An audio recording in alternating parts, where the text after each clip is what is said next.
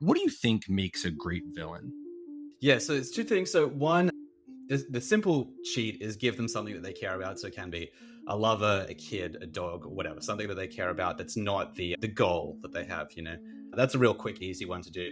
And the second one is just interesting characteristics. So when I think about it a lot is like the things that they enjoy, like music. So the classic ones we have are a really brutal, aggressive villain, you know, especially in films, we have them like listen to something aggressive like hip hop or heavy metal or heavy rock or something like that.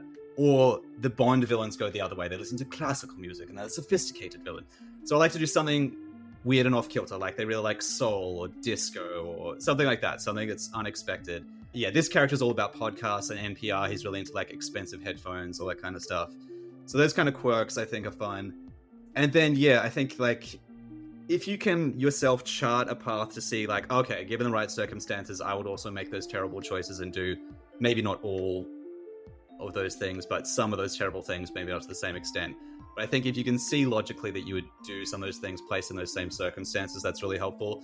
It's different if you have a character who's just a straight up sociopath, but I think for any villain who you want to be believable and relatable, it's that thing of like, okay, those things happen to me. I'm going to start behaving in a pretty reprehensible way, probably. You know what I mean? Like, Yeah. you know, like the classic one is I heard Bryan Cranston talk about this with Your Honor. He was asking some friends, like, oh, what would you do to protect your kid? And they're like, anything. Like, anything. Name it. Like, of course I would do that. And I think that's an easy one. Like, if someone you love is threatened, you're going to do whatever it takes, right?